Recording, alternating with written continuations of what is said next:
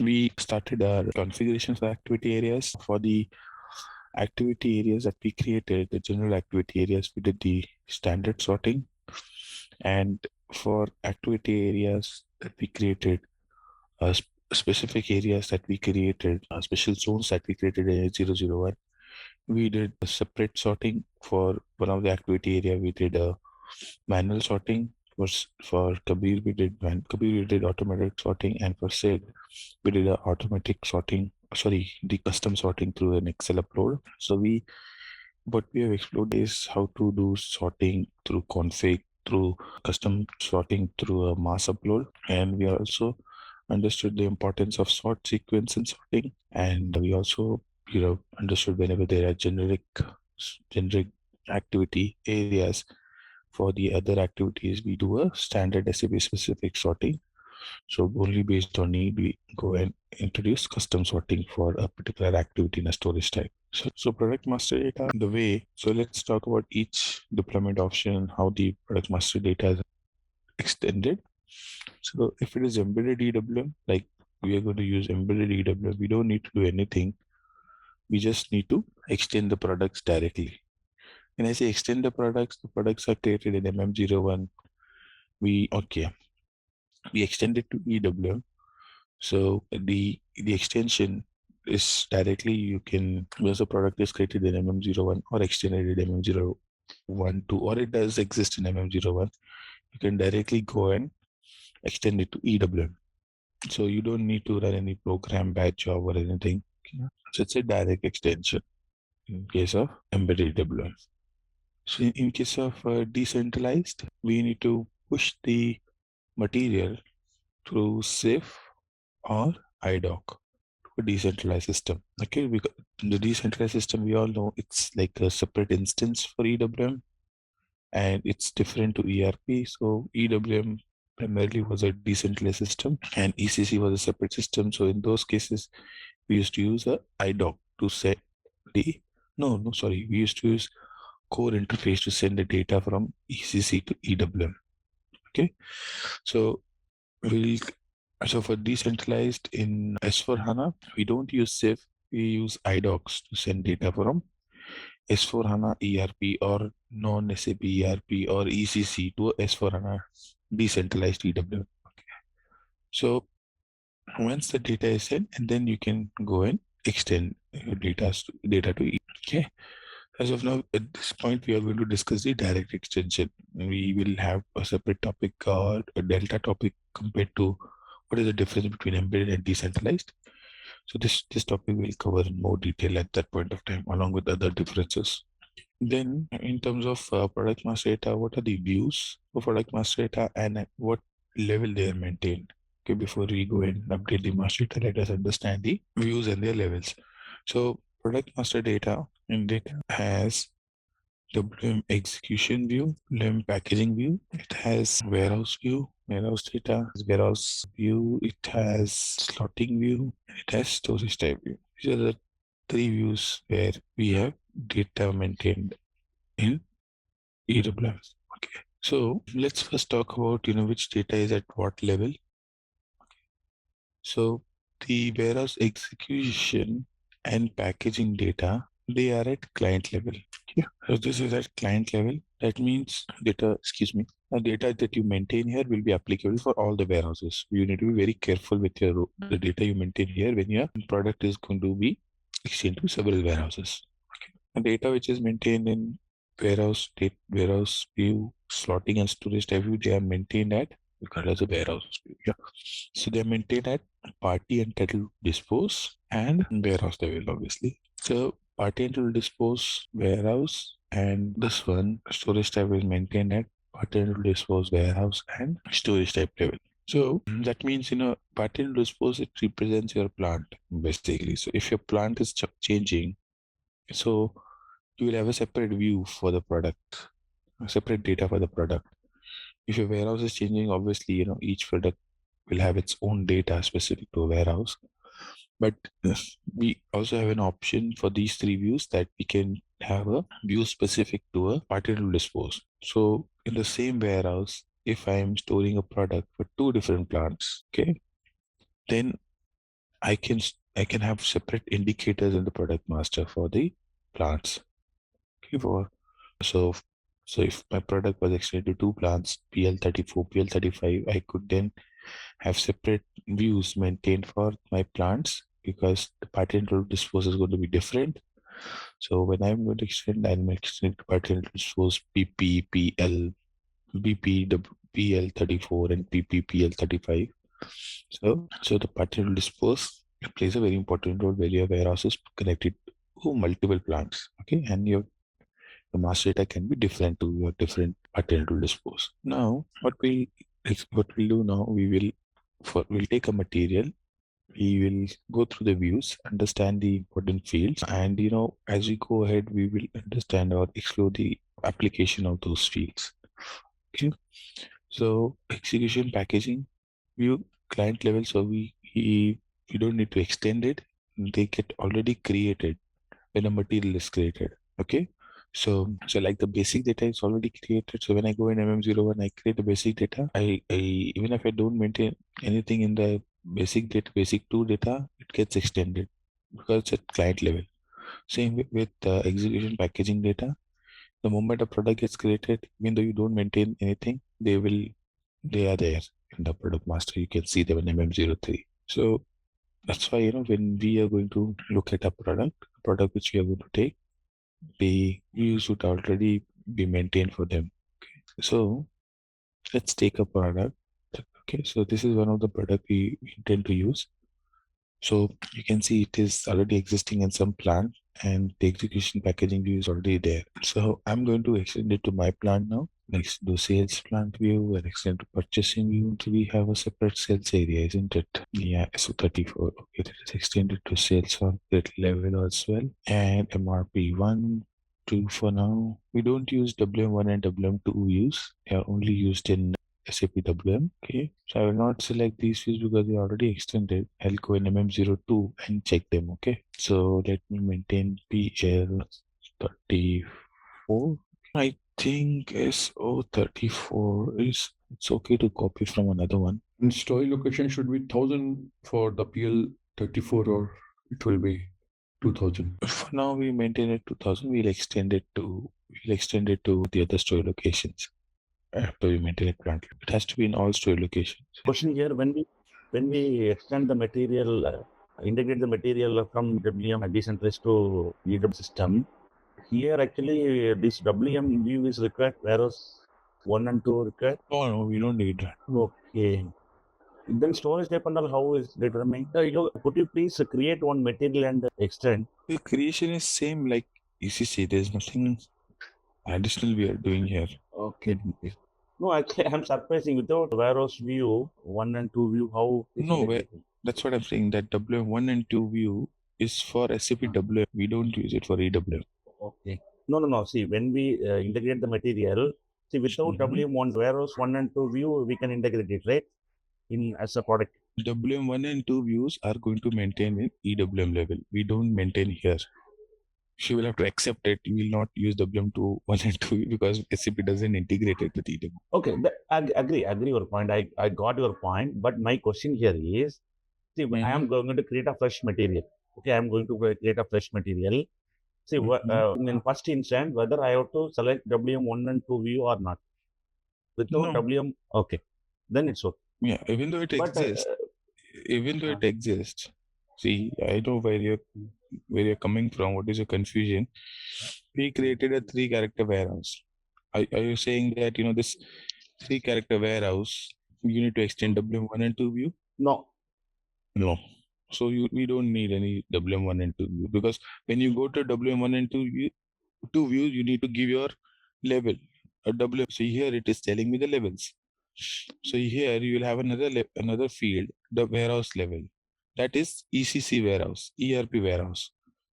So this is a dummy warehouse here. We don't need to do any extension. Okay. But then how the packaging view is determining? We'll come to that.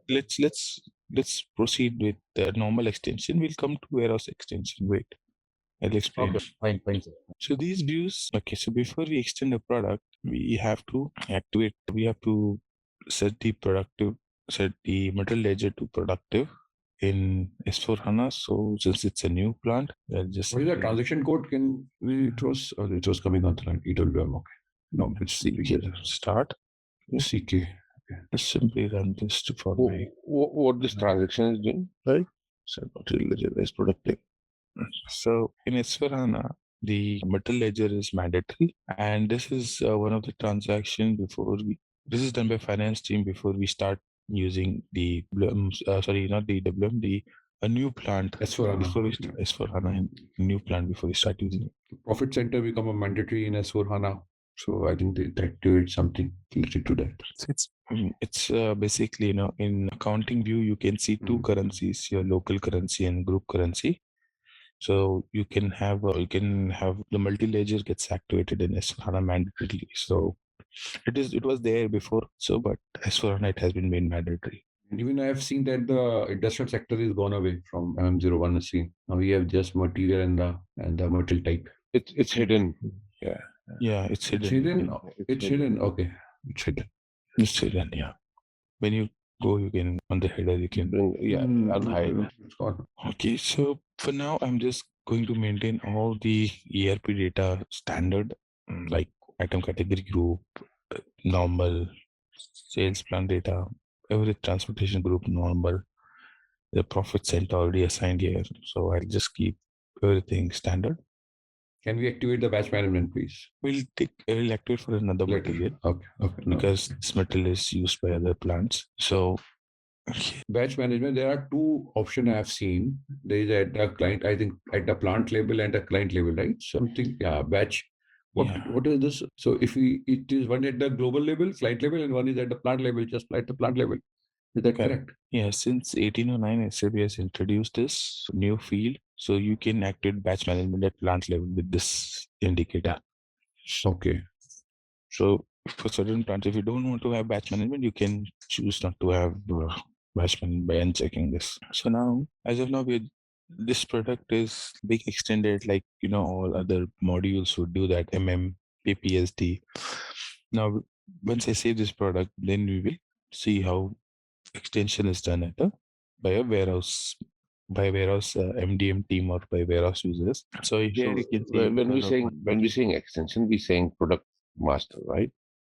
Product master, yeah. Oh.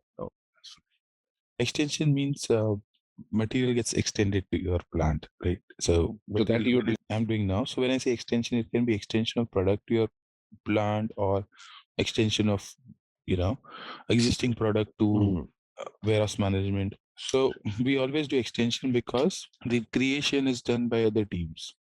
Every creation generally is done by and like SD will do their extension, FI will do their extension. So we are also first doing creating the material at a plant level, and then we'll extend it at a warehouse level.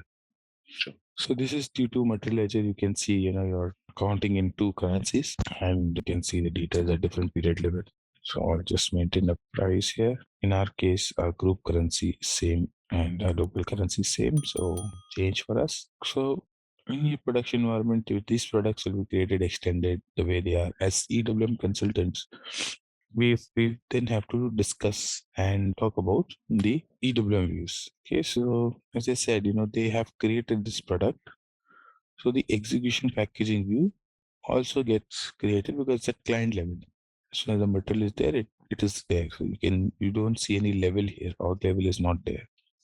Okay. So packaging view. So we have to be, as I said, we have to be careful with these data because they are going to be relevant for all the warehouse. So some of them are related to a product warehousing need of a product. For example, how a product is handled. Okay, what is the indicator for handling a product, whether it's a fragile product or a hazardous product, and based on that, the warehousing parameters will change. Material group, warehouse material group, we can group the products for warehouse, like we have a grouping at the Mara level. We can also do a grouping, warehouse specific grouping of products. Warehouse storage condition, what are the storage requirement for the product? What is the standard pallet type? What is the standard type of pallet in which the product should be stored into? Serial number profile. Now this serial number profile in our, I think 1809, 1709, SAP has In S4HANA, previously decentralized, this serial number profile used to be at client level. Now you can also maintain it at individual warehouse level. So if you don't want to maintain one serial number profile at client level, then you don't maintain this. We will maintain it specific to the warehouse in the WM view. So this is like if you maintain a profile SCRH, for example, then all products in all warehouses will have that profile. Okay. But generally we tend to have a profile specific to a warehouse. So we might have some profile maintainer, but the profile that we maintain at warehouse level, that will precede this setting here. Preferred unit of measure. So this is warehouse specific unit of measure. Again, this setting is also at warehouse level.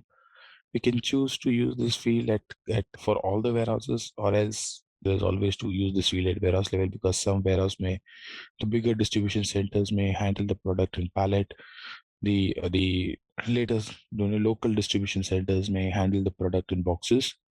So, and then finally when the goods issue is done to the final customer, the warehouse would handle it in the third warehouse, may be handling it into pieces. So it is dependent on warehouse. So we don't use this, but yeah, if at all you want to reduce your master data and you're clear with the business process that for the unit of measure, the warehouse specific unit of measure is going to remain the same, keep it blank. If a product has to be marked as a special product, so we assign it to preferable indicator. So based on this, we can set up several settings in preferred product. We do a slotting in a certain way. It's a special product. So identification for some processes in EWM, some special process will be done for these special products. Relevant for hazardous substance. So this is for hazardous material management. If it's a hazardous product, then you maintain it. This check. These views are related to quality. So they are designed and mapped by the QM team. Basically, inspection group is basically the inspection will look into the quality process, but the inspection gets assigned to a product based on the group. So quality has undergone a lot of change in S4HANA from decentralized. There was a old way decentralized where we used to activate quality in EWM. So there we were using these fields, but in S4HANA these have become optional because we also have QM and we use the QM views. So these are quality relevant data through which quality gets activated to this for this product. Again, you have an option here to activate it, or it becomes activated for all the warehouses, or it's better to parse them for the warehouse specific. You have the same indicator warehouse specific. So for each warehouse, you can decide whether you want to do inspection or not. There is a functionality called as catch weight management. We have a tab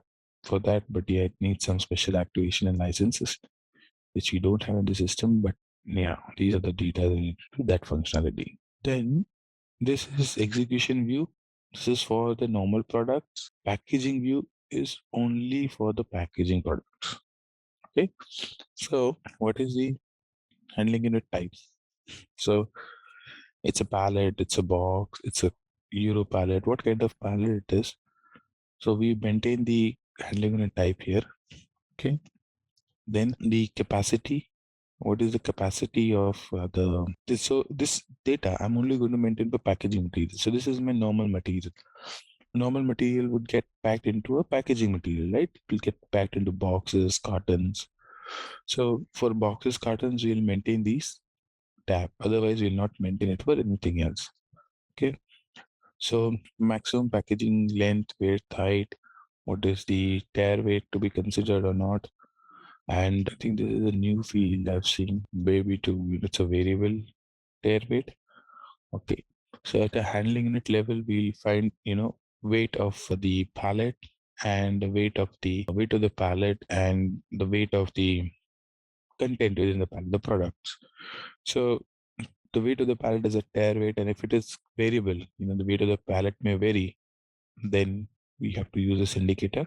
Ideally, it is fixed, So whenever when we see a handling unit, we'll see that the weights in the handling unit, it will be multiple of weight of the pallet and the content within the handling unit. But yeah, sometimes if it has to be the pallet weight is changing, we have to set this indicator. Then These are all settings related to transportation management, integration with EWM, product builder, package builder. So this is a TM functionality for which I'm not aware of this functionality, but I know how it works with the EWM. But yeah, the package builder is where TM sends all the information to us, how the handling it has to be built for this packaging material, and for that purpose these settings are used. Okay. So ideally we'll not maintain this, or not ideally, but we'll never maintain this for normal materials. I'm keeping this blank. The next material that we are going to extend is a packaging material, and then for that packaging material we'll come and visit these settings, these tab again. So for the packaging material, it is good practice, because packaging material will be same for the entire group. So we set that up at the client level, or still we do that at the warehouse level? So packaging material, it's at client level always. Yeah, it is at the client level. Yeah, so we can set it up at over here. Yeah. Yeah. So there is no, for packaging material, these fields are not available at warehouse level. So it always has to be done at client level. At the client level. Okay. So that's all. We don't need to maintain WM1 and WM2 view. Anything else, as for EWM, it never looks at data into WM1 and WM2 view. The next data, warehouse specific data, will be maintained in MAT1 transaction. Okay. /n SCWM MAT1. Now this is where we extend the data to party entry dispose and warehouse level. Yeah. So here, before you go, when now the party title of disposal, right? This will be the same party title of disposal which we have assigned in the configuration, right? Or I can use any different party of title disposal as well. Okay, I'll explain you how it works. You made a good point here. So, for example, here we have maintained a default partial dispose. That means plant is assigned to only one default partial dispose. There is an entry maintained in config, a default. So now when I create, I will not enter this field. System will take the partial dispose from the config because it's a default. Okay, it has took it from default. But in the config, if you keep it blank, you remember we discussed. If warehouse is assigned to more than one, it will be kept blank. Then if you try to create, it will not derive. And you can then say PL34 or 35, whichever partial dispose, you will have to manually enter and then you have to extend it. So here, now product master is pretty much, very easy in S4HANA because we don't have to do siphing, and one of the best thing we like, when we move to S4HANA. So this can be readily extended. So you have all these views, this data, which is coming. These all are grayed out because they are already maintained in ERP. They are just here because in decentralized system, these all tabs were open and we could maintain them in the decentralized system. Okay. Now, so you can imagine, a decentralized system is connected to a ERP systems, several ERP systems, right? So this data is open and you can manually maintain this data. ECC sends the data as if some other warehouse might be sending it through another means, but yeah, the decentralized warehouse could also maintain the data by themselves. Okay, so all these details, they come from ERP. You don't have to do anything. Storage view, everything is in ERP. Okay, all these fields data, any of these fields, EWM will use them.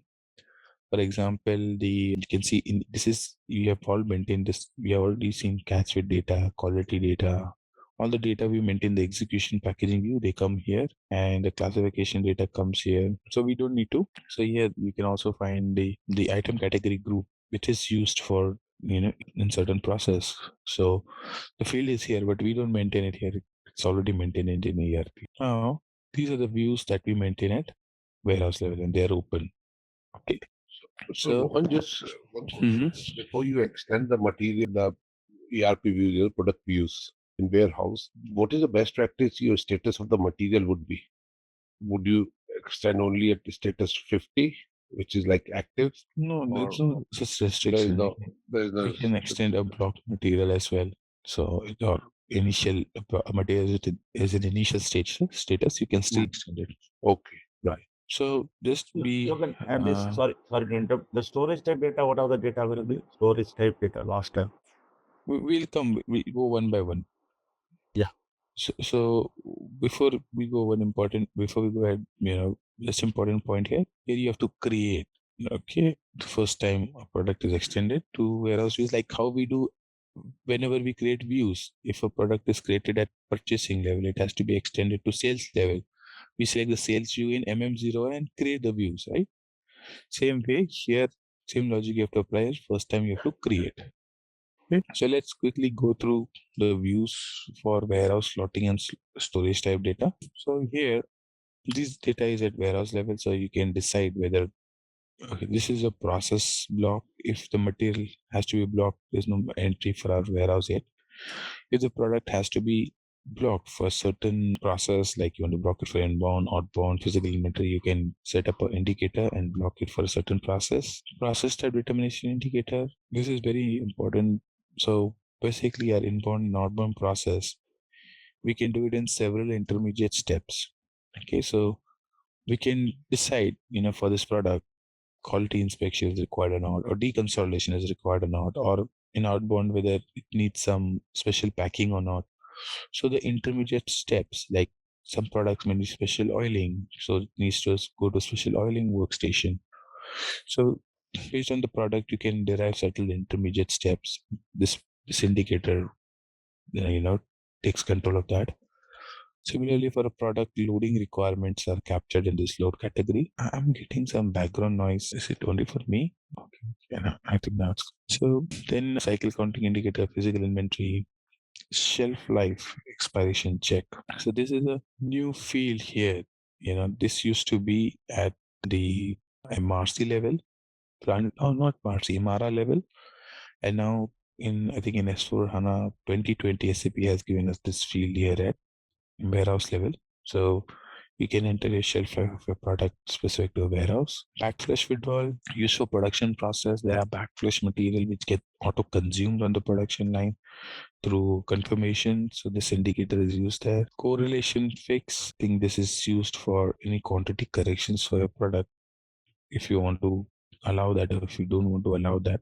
Consumption relevant to VAS. So during a process validate service, if the product can be consumed, for example, we consume the packaging materials or some consumables like bubble papers and other things.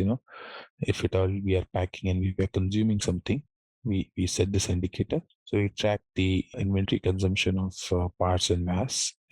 All this settings are related to the retail. So let's not talk about retail. Let's go ahead with standard EWM. So preferred unit of measure, you remember the preferred unit of measure quality inspection group. We spoke about these fields. They maintained at. Hey, ZaranTech now offers SAP corporate training. That's right. Train your workforce in SAP with our comprehensive program. We offer customized courses, certified trainers, and hands-on labs for both individuals and businesses. Our standout features: bespoke training, fully configured servers for practice, in-house materials, and a dedicated LMS. Plus, get session recordings and 24/7 support. From functional to technical modules, we have got it all. Choose ZaranTech for SAP training and watch your team excel. Learn, upskill, succeed with ZaranTech. Client level, and I said we don't maintain them at client level. We prefer them to be maintained at a warehouse level. So here we don't maintain in execution view, and we can maintain them here in the warehouse view. Okay. So this is same like an inspection type, like we have quality inspection group. Yeah. So yes, it's similar to that. So where inspection gets applied, the type of inspection based on the group. Yeah. So certain items may be grouped for, let's say inspection sample of 10%. Certain may be grouped with inspection sample of 100%. So the type of inspection changes. So here we group them basically, and then we activate inspection for that group. Then for inbound and outbound, these indicators play a very important role. Put away control indicator, how the product is directed to a certain storage type. Then within the storage type, which section it is supposed to go. Then which bin the pallet is preferred. If it's a bulk storage, based on the based on this product characteristics, how the product is, you can define, how high the product is going to be stacked or how dense that bulk storage is going to be. In case of stock removal, this controls from where the product is supposed to be picked or which group of bins, or whether it's FIFO, LIFO, all those stock removal, how the stock removal is going to be managed for this product is done here. Stock determination group. So if at all, you are supposed to pick product and you want to, you always pick product based on the stock type. It's unrestricted, so we go for quality. We don't pick quality and block stock, but if at all you want to, if at all you want to, let's say if you were to pick a quality and you're okay even if you pick a block stock, so it's okay for you to even, you give a sequence in which the system will search which type of stocks to be picked. I think quality and block is not a right example here. We have several stock type based on availability group.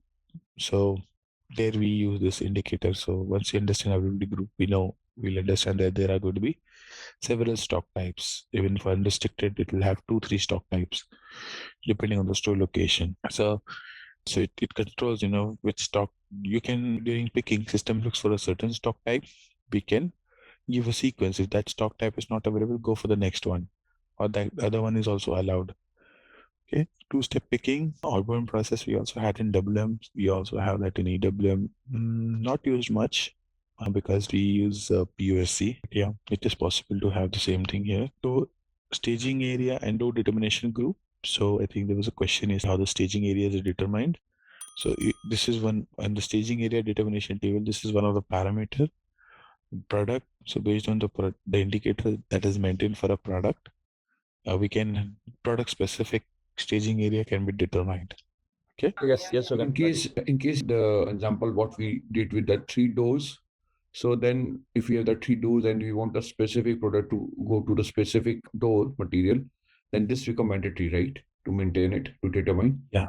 If it has to be product specific, the parameters, product is one of them to determine a door. So the assignment of the configuration what we did, okay, that's indicator. This is indicator. This is, here we're not assigning door or staging area. It's a group. It's indicator. Yeah, it's an indicator, determination indicator, or not determination indicator. So this, other than this indicator, the determination group indicator, we will configure the IMG setup, right, to determine the staging area group. Yeah, we will configure. It's not an IMG, basically it's easy access thing where there is a setting to determine a staging area. There we'll assign this. Okay.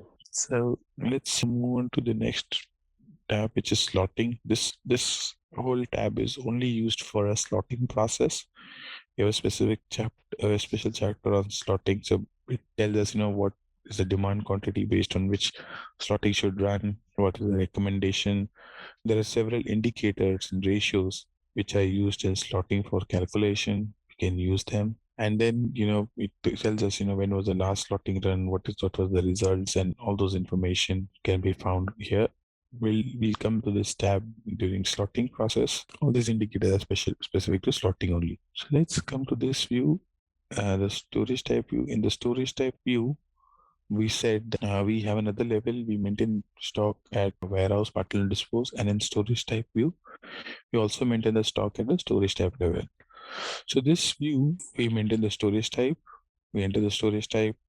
We enter the data here, whatever data we need to maintain. And then we say adopt data. So now this view is for 8001. I'll create another one for 8002. Okay. And enter details, adopt it. If I don't want any storage type specific data, I can select and delete it as well. Okay. So let's understand where this storage type level data is maintained, for which scenario we use them. Storage type data, always we use it for replenishment process. Most of the time we use it for replenishment and fixed bin kind of scenarios. So whenever we get the product, we discussed an example. The stock comes into the reserve area, then we replenish it to the fixed bin area, right? We took some example of the grocery stores, how they get stock from their warehouse to their fixed bins, right? So in this scenario, we maintain what is the replenishment quantity, what is the minimum quantity if it goes down, get it from the warehouse, what is the maximum quantity that bin can store. So this, I think, important indicators. Then we have section indicator, which section the product should go. Now, section indicator is at warehouse level. You can also do it at storage type level. So if the product has section indicator in storage type, so let's say in storage type 1, it has section indicator fast moving. In another storage type, it has another indicator slow moving. So you can maintain separate section indicators specific to your storage type. Then bin type is a field at warehouse level. You can also maintain it at the storage type level. Maximum number of bins, we don't allow sometimes, the product to be stored in more than 2-3 bins, because what happens is you want in that storage type equal representation for all the products. So you have, let's say you have 300 bins, and for each product you have set up 3 bins, so that in your storage type you get 100 products stored. So if that kind of design is there, then we limit the number of bins into which a product can be stored. So that doesn't mean that the product will not be stored. It will not be stored in that storage type. It will go to a buffer area or some other intermediate area till the space become available. Okay. Then if you don't want to do replenishment, you want to do splitting during put away of a task, we can set those indicators. Then these are all relevant to the put away transaction, put away process. How we can influence put away into a storage type. Basically, quantity classification, quantity class, put away sequence, all these things are used to manage your quantities and your packing requirements while we are executing put away in a storage type. Okay, so we will use these fields especially during replenishment and as and when we go ahead to explore some scenarios in inbound and outbound. So here what I heard that or maybe read somewhere, in storage type, depending on the storage type setting, I can have a pallet number in the same storage type as well product, and I can have a product without pallet number as well in the same storage type. Yeah. So is there any setup for like that? Because I have in the product master, WM product master. So it's not in product, it's a storage type level. You can in storage type level, I made it not mandatory, the handling unit. And then when I receiving a product, so if I made it as a not mandatory, the handling unit number, so when I'm receiving a product, so at that time, do I have to generate the pallet number? Like if for that product I want to receive it in a pallet, or control it with some other setting in the product master? It's not in product master. It's basically, okay, let me put it this way. EWM, standard EWM will not allow you to receive any product without handling unit in RF. Okay, through RF. Through desktop, you can do that. So we don't design processes for desktop execution. We design for RF. So handling unit is mandatory. And then you can decide based on config whether you want to keep the handling unit or lose the handling unit once you place it into the bin. Thank you. One question here. Yes, you already confirmed EWM HU manage is mandatory. So in case in our existing business scenario, that particular warehouse is not relevant to HU manage, how the rollout happened? There are 2 ways. Either we create a custom transaction at a product level, RF custom transaction, which allow product level receipts, or else we create a dummy HU and we receive the entire HU, and then once we do the receipt, after that when we do the put away, that HU gets deleted. We don't track that into the bins. So it all depends, but the standard RF transaction handling it is mandatory. Okay. So now in 2020, you can do a receipt via MyGo as well. So if at all, you don't want to use RF and you don't want to use handling units, you can try MyGo good receipt. Yeah, many of the warehouses, production related warehouses, they don't have HU managed. Yeah. Actually, this without HU, they are performing all these transactions. That is why I'm asking, see if that particular warehouse, how they will manage to migrate from. Yeah. So production you can receive without handling units, but just inbound from supplier RF, it's not. It's just the standard RF needs it, but it's not end of the world. We can try inbound delivery, or we can suggest a desktop process if they want to do a good receipt or MyGo process. If at all they need the receipt without handling unit and on RF, then we have to do an enhancement. But through custom program, we have to do it, right? No, we have to build a custom transaction. Custom market. And one more thing, sorry, one more question here. Actually, I noted one field as minimum replenishment, minimum shelf life. See, if we enter that minimum shelf life, that whether batch expiry program required to achieve. No. That field is not for batch managed parts. For batch managed parts, the expiry date is maintained in the batch master as characteristic. This is not in that case. We should not be maintained. Entirely different field. Okay. Yeah, that is for a product which is non-batch managed and you want to activate shelf life. One more question, Yogan. Actually, see, that quality related, quality group related indicators and all you maintain in IM level, right? In Material Master MM01. See, we already have a quality management views. So what is the necessity of maintaining separate fields in packaging view or execution view? Always, you need to slightly go back to SAP's history. With EWM was a decentralized system, right? And just came in S/4HANA in 2016-17. So there are many things which are redundant. You also have it in EWM, you also have it in ECC. So SAP is slowly removing those things. So QM, we will discuss in QM scenarios, almost 80% of the QM functionalities has been removed, and we use them in QM functionalities in QIE of EWM are removed, and now we do it as part of QM. So your approach should be always use QM. Don't use QIE. QIE means any quality relevant settings you only do at quality management view level or quality level, and don't use these because in future SAP may remove this, right? So if there is already a dedicated quality view, why we need this indicator? So in embedded world, always try to use the QM view. Don't avoid using these views. They both will serve the same purpose. Okay. One more thing is in EWM product master storage type is mandatory? No, it's not mandatory. Okay, but if it is not mandatory, see when we configure the storage type in IMG, how the search sequence actually, see if it is a blank system, directly go to IMG and search based on the search sequence system, pick that storage type, right? But if we maintain the storage type in product master level, how the system is behaving. We'll see when we do the storage type determination, we'll see those config, how the determination works, how the sequence works. Yeah, how the indicator. Fine. Thank you. Oh, what does this? One more. Proceed. That is fixed bin. This fixed represents, I think it's used to update the field. When we do slotting, it is used to update that field. So in slotting, we don't want to change this field. They are fixed. So basically slotting will update, these fields. And if we don't want to update them, then we put this indicator as fixed. Yogan, one more point here. Actually, the quantity classification is there. That is, there's a functionality of EWM or quantity classification? Yes, it is. Okay, fine.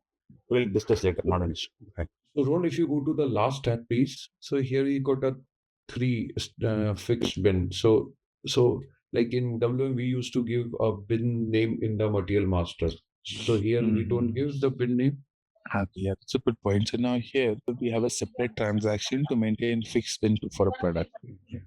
So you can display it here. You can see you have a display fixed bin here, but there is no fixed bin because the assignment is done at a separate place. So there is a separate. Do we need to activate these tick? The tick what we have? No. These are only used for special purpose. We don't activate this. Okay. You can why 3 checkboxes are there in each that storage section indicator the checkbox. This is for each of these fields.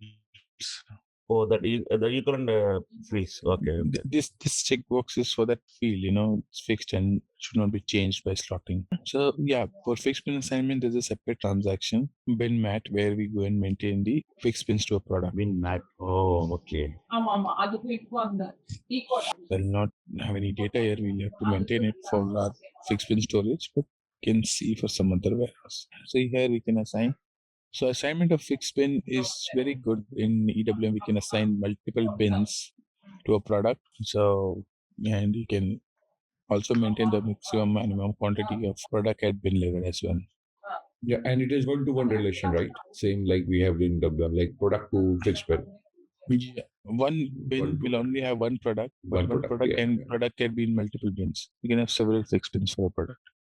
Okay, can have several fixed bin for a product. Okay. So 300 is a sign. Okay. Yeah, can you repeat that again? Can you repeat that again? Because so you can see one bin to different products there.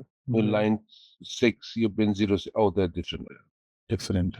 No, it's not that. Yeah. So fixed bin, the concept is, product has a specific bin where it goes. So the capacity and everything is based on that product. So in that bin, we cannot have mixed products. There will always be one product in that bin. Yeah, you are right. Yeah, but for a product, you can assign more than one fixed bin, because if a bigger warehouse is there, a fixed bin can be, 3 or 4 bins can be a fixed bins for the product. One more question here, actually, in WM level, in the warehouse level, actually, we have palletization quantity, right, in master data.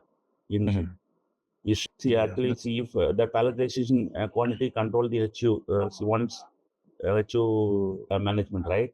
How handle without palletization quantity? Good point. Palletization quantity has been moved from WM metal master to packaging specification. The palletization quantity, we will maintain it in our next master data, packaging specification. Oh, okay. We don't maintain it at metal level anymore. So all these changes, are basically SAP's aim is to provide us more flexibility, and you'll see, when we go in more detail, things there were probably I've worked a lot in WM. I know there are many restrictions. When I told you, for each grouping we have to create a separate storage type. Similarly, for palletization also, I wanted to have several different behaviors, which we had to do enhancements. Now all those things are possible through standard. So pack spec is very, very important in okay. So before we go ahead with pack specs or anything, let us first understand, what are we trying to achieve here. Let's talk in terms of setting data for our warehouse before we start the processes. So here, this is a finished product, T-F100. I will try over the weekend or whenever I get time to extend all these products. They are there. This is a bill of material. The reason I was hesitating to create a new product, because these products have their ERP data set up to, to support us with the SD scenarios, production scenarios. Okay, so let's try to use them, because all those scenarios will not get setbacks in terms of ERP data. Will not spend time in running around some ERP config. Okay, when I say ERP, means SD, PP config or finance config. Okay, so these products are set up, cycles are tested several times. So when we execute a process, we will not have data issues with these products. So my suggestion to you is, since you are following me, extend these products. I will also do it for this warehouse to extend this product to the new warehouse. Okay, to your plant, store location, all these products. At some point, we'll also create a bill of material for this. Then for each product, with store location, so the raw materials, they are supposed to be extended to 1,000, 2,000, 3,000. The finished product should be only extended to 4,000. Then we have some vendors set up in the system, which we are going to use for the purchasing scenarios for the raw materials. We have a customer which we'll be using. I'll keep it one simple, because only certain scenarios where we are consolidating parts for multiple customers or consolidated picks we are executing, then we will use some other customers. But for all our primary or burn scenarios, we'll try to use this customer. Then this is where now we'll focus our attention on. This is the packaging requirement for the product. So this similar information you will get from your business. You should ask them, when they are getting the products inbound, how they are received. Okay, so there are several ways the products are, several possibilities. For example, the products can be received in a packing form. Some may receive the products as loose products. Some may receive them in pallet, but they don't want to store the HU in the bin.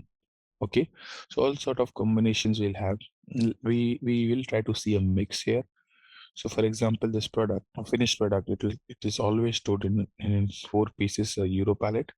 So for example, there is another product where we'll try to look T-100. For this product, we'll try to see how nesting works. Nesting means handling unit within a handling unit. So this product is going to be stored into wire baskets, small wire baskets, and those wire baskets then will be 80 wire basket will be part of a large carton. Okay, so when we receive these products from suppliers, they give us in cartons, and in those cartons there are 18 wire baskets, and each of the wire basket contains 50 pieces. Okay, so another product, this is 10 pieces per carton, and we get a Euro pallet with 18 cartons or 10 cartons, whatever. I've just taken combination of all types of master data that you can see when you go for a project. So so here, just quick one, a small one. So 18 carton is the top level. Under 18 carton, and in one carton there is a 10 pieces, right? That's what we are saying. Yeah, so we say that in terms of level. The first level of packing is put it into The pieces into the cart, into the box. boxes, yeah, and then the second level of packing is boxes into the box. So palletization quantity. Yeah, this is your palletization quantity, and we have two palletization quantity per level. Yeah. And then we have some products which are managed as loose. So when I say loose parts, means there's no point in storing handling units for nuts, bolts, washers, gaskets. So what we do is we receive them as bulky parts, and then we store them in those storage type. We don't. There is a storage type for these parts, and we don't store the handling units. So they'll say this product is not a handling units management. You design a process. I don't have any packaging material. I don't have pack spec, anything for that. So what we do is, for that whole item, we create a handling unit. We receive them, we put that away, and then we lose the handling unit information. Okay. So for these products, we'll not do a auto packing, or system is not going to expect multiple pallets. It is just one pallet for the whole part, and then once we place it, we place them without handling units. Okay, so these parts, when we receive them, there are several ways this packing can be done. One, it can be automated through pack spec. Okay, the other way could be that we are manually packing it. Okay, a third way could be the vendor is sending the packing information through EDI. Okay, so are you all aware what ASNs are, how ASNs are received through EDI? Has anyone not worked in, is not aware of EDI ASNs? Yeah, okay. Let me tell you what the process would be. So just tell. So before you move to the ASN one, that this is for what we were receiving from the suppliers in the different. For the finished good, where we were doing the packing for the first line, which is TB100, right? So there we can also have the two level, right? We can include the flavor of the two level. Yeah, So, it's up to us. Just taking mix and match scenarios. Some cases I've taken nested, some loose. so if you can, in that one also, if you can take the nested, that will be great. So yeah, it's all up to us. Yeah, you can do it as well. So this packaging data is at client level? No, it's at warehouse level. Warehouse level. Packaging instruction, yeah, at warehouse level. So the reason we did not have nested for a pump, because it's a finished product is a pump. So pumps are really big, and we can only accommodate. It's a very bulky part, so we can only accommodate 4. That's why we have kept it 4 based on the project. But we'll see when we execute production. We can also talk about nesting there as well. Yeah, because you can do it 1 as in a pack, and then 4 as and in second level we can do 4, something like that. Yeah. 1 as a pack ideally doesn't exist. 1 is a single first level. Yeah. And the second level we can do 4. Yeah, let's park. We'll discuss the receiving of finished product, and we can customize it based on our requirement. So this is not fixed. We can obviously tweak this as we go ahead. So at this point of time, I want to test pack spec for one product, and I was about to explain you the ASN concept. Okay, so the products they are received, how we let's talk about the palette creation. Okay, so one of the usage of pack spec is to create handling units during inbound. So the handling units are created, either user manually is going to create the handling unit for these loose parts in the RF transaction while they are receiving it, or it's going to be auto packed. There's a third scenario which is very common in industry, where the vendor sends us the ASN, EDI. So we create a purchase order, we send the purchase order to the vendors. The vendor, when the product is ready, they send us a ASN information, advanced shipping notification, which will create an inbound delivery. Now, when they give us this inbound delivery, we tell them, hey. What sets ZaranTech apart in SAP corporate training? It's our unique blend of expertise and innovation. We offer customized courses tailored to each client's needs, ensuring relevant, targeted learning. Our vast trainer database brings you wisdom from the best in the field. Need resources? Access our extensive training material repository anytime. We are all about measurable results, providing detailed student metrics to track progress. And we don't just teach, we build community. Join our thriving social media network, connecting learners beyond boundaries. With ZaranTech, you are not just training, you are transforming your SAP expertise. Can you also give us the packaging information in the inbound delivery? So, and you give us a SACC label, okay, for your boxes. So how it helps us, when the product comes, we don't have to create a delivery. We don't have to print labels. We just scan the barcode of, the label, and we are able to receive the parts and do the put away. So the customer's process is simplified. If a supplier is giving labels, they are giving the information up front through EDI. Through IDOC, they'll create inbound delivery with all the pack information. So, we are also, as EWM as a company, we will also, send outbounds. So our customers will also ask us this information. Send us EDI message of your outbound delivery, what you have sent, and also give us the packing information. So in the outbound delivery, we'll have an IDOC, which will have all this information go. And the pallets, there is a standard SACC standard based on which we create number for pallet. So this standard is used so that the number is uniquely identified. It doesn't get repeated in the standard. So many companies have to, they enroll for this. There's a big institute where they enroll and they get their unique number. And this number, every SACC number is different. So you can uniquely identify your pallet in the supply chain. Okay. So the SACC numbers are important. So when we create a handling units, we'll see there is an option to create SACC numbers also, and how numbers are configured, how it is independent to a company. We'll see that as well. So outbound, we will also create handling units and we'll send the pack information to our customers. So same way, any vendor who is supposed to be, sending us the data, if they're EDI capable, we try to get the information through EDI. And there are other ways also. They can create a inbound delivery through Ariba as well. And the whole for us as EWM, the main thing that matters is either we are packing it or it is being packed, or the packing information we have received from a supplier. Okay.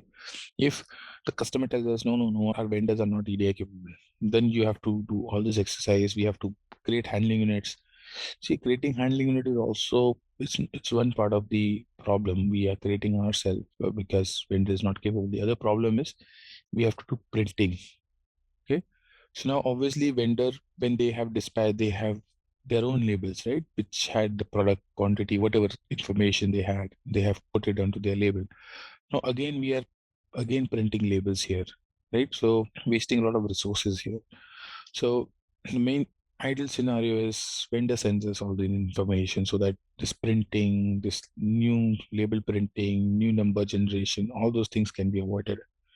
But when I haven't seen this in automobile, it is very common. We get almost up to 80-90% of vendor complying with EDIs because of high volumes. But in other industries, especially pharmaceutical, the adherence is very less.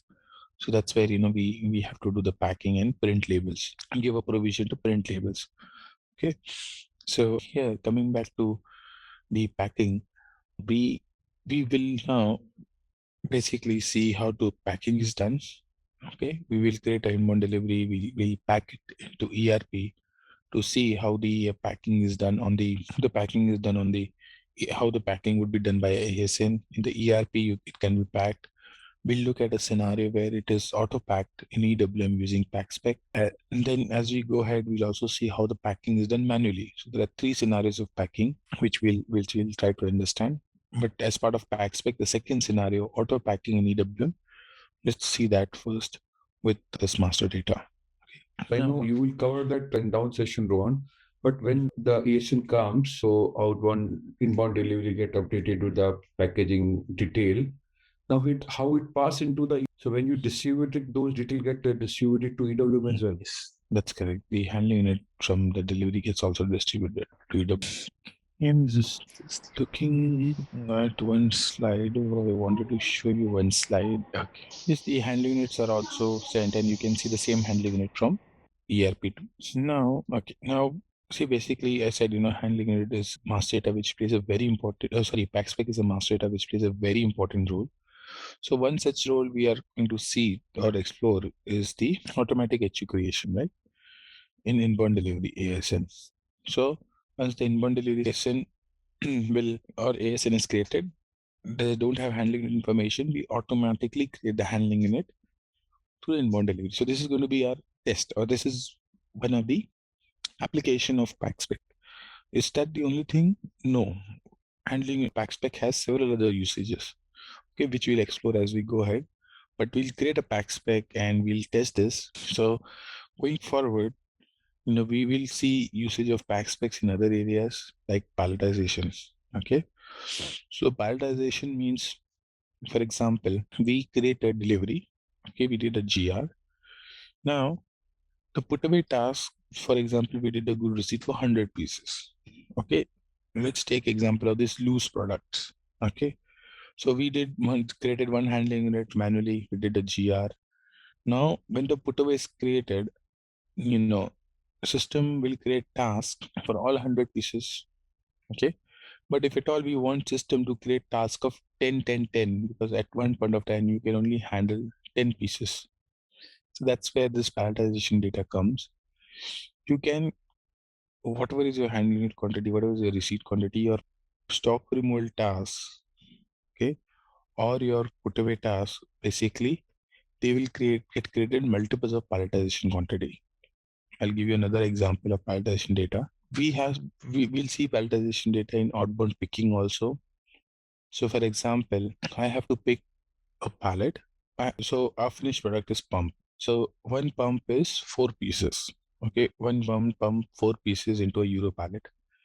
Now, when my outbound is created, when delivery is created, my pick task is created, I don't know which handling unit the picker is going to pick. Why I don't know? Because it's in a bulk storage, and whichever handling unit he finds nearby, he's going to pick that one. Whichever pallet is accessible, he's going to pick that pallet. So I don't know which pallet he's going to pick. So that's why I cannot give a handling unit number in the task, but I know the quantity. It's always going to be 4 pieces. So when I create a task, I need 40 pumps. I'll create task of 444, 10 task of 444. I don't know the handling unit which one is picking, but I know the quantity. So in the picker goes, he knows he'll scan the pallet, he'll take the pallet. You scan the pallet, he'll take the pallet. So handling unit input is given during picking, but we already know the quantity which has to be picked. Similarly, put away, we always handle that product into that palletization quantity. So we may receive 1,000 pieces, but we can only handle 100 pieces during put away. So the put away task should be created for 100 quantities. Okay, so basically your task is your work execution, right? So you have the task quantity should be equal to the quantity in case of put away, what a put away resource can execute. He cannot put 1,000. If you create a task of 1,000, he'll come with his gun and tell you how I can execute this. Okay, so we have to split the task based on palletization quantity. We can use the palletization quantity for stock removal as well. We use it for slotting. So this palletization quantity can be further changed during slotting based on our rules. Then another important application of packaging specifications, packaging material determination. I'm not sure you guys might have used, pick HU in WM. Pick HU, there's a transaction where we give a rule for creating a pick HU, and we create a pick handling unit, or we give packaging material for a pick handling unit. So here, for example, for my outbound process, always I'm going to pick into a trolley. So trolley is a packaging material, and for whenever I'm picking from, let's say 8005, I always pick from a trolley. So trolley is my packaging material.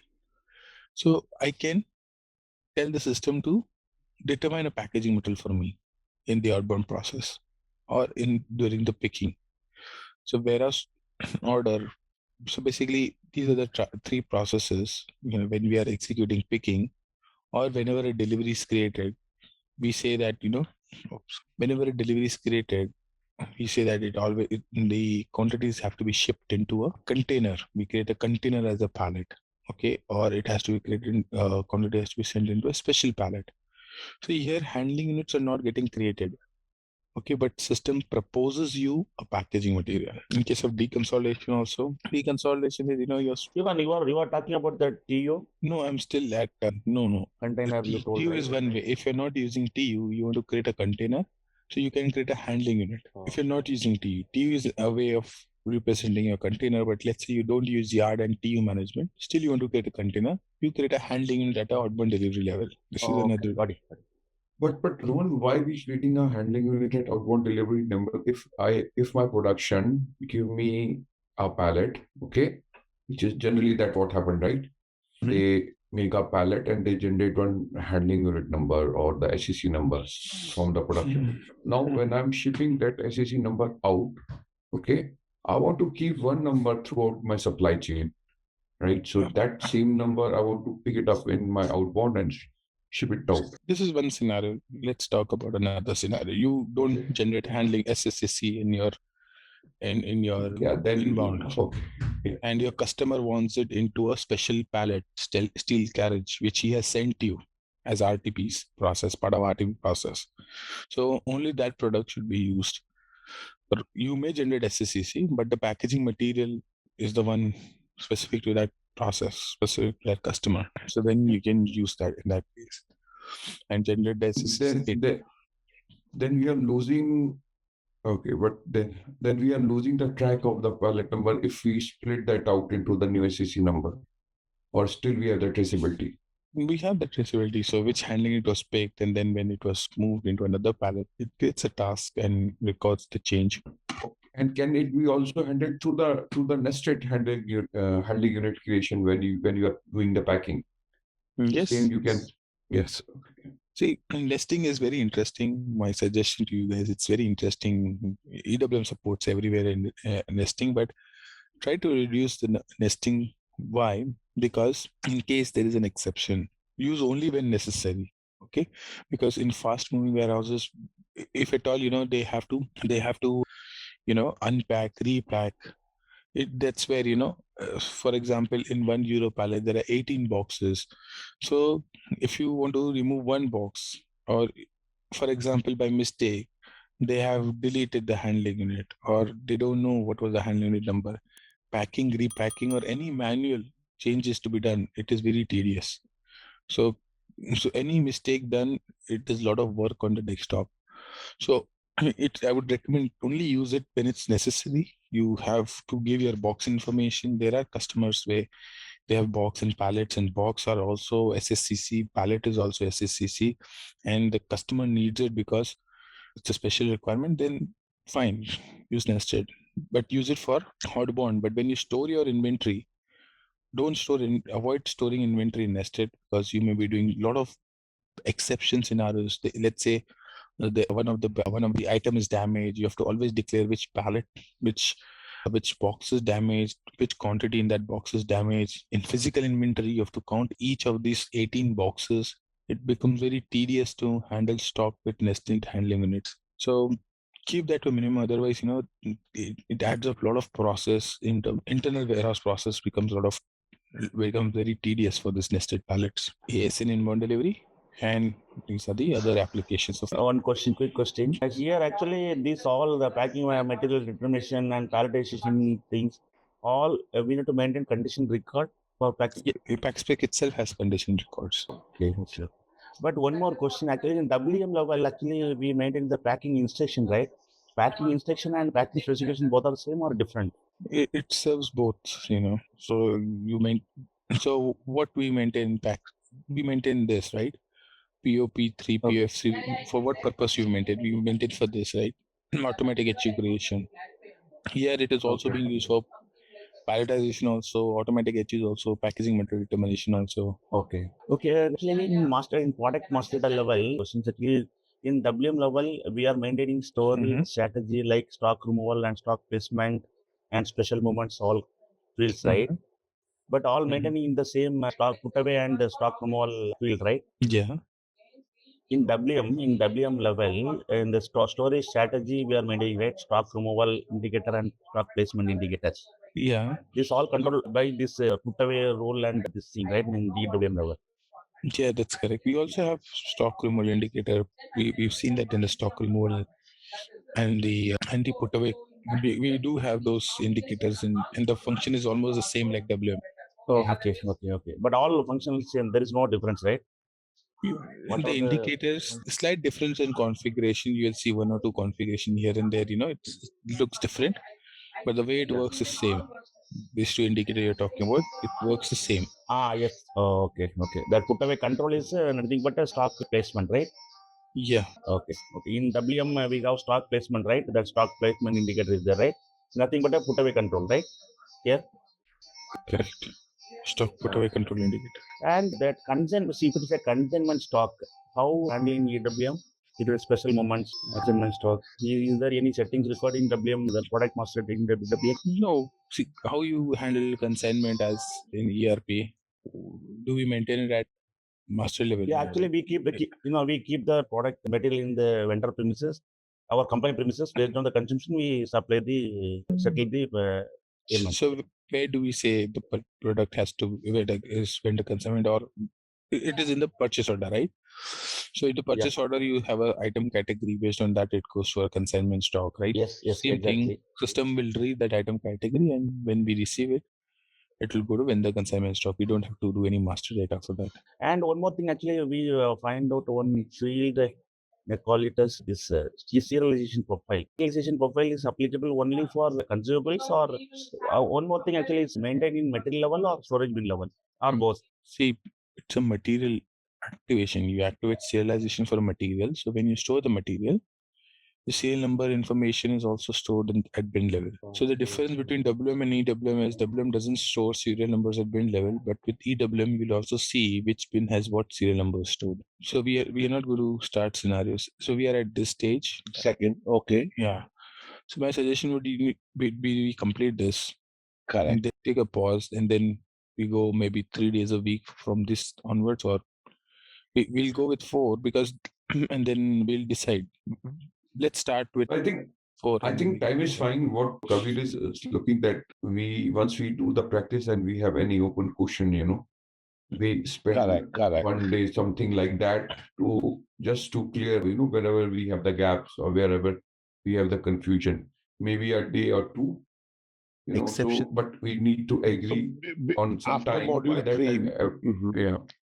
After module 3 and starting module 4, that gap, so that Yeah. So my suggestion is, do a checkpoint at this stage. You should finish. I know you guys have to catch up, and you all are doing that. So at this stage, you should be, at least, not in detail, but at least the data should be there for your warehouse, for executing the process, because then you can, with processes, we can follow together. So whatever catchback you have to do, let's complete till here. I have one doubt, actually. See, we already completed the product master, right? See, when we perform the material master creation ECC, the same replicate to, right? See, how the data in the integration happen between the system through SIP, right? Or in decentralized, not in embedded. Yeah.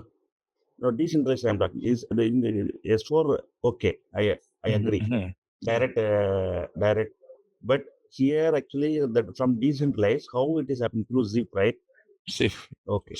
How the SIP functionality is working, I'm not very sure how it is working. That's what I said. We will cover all the decentralized topics together.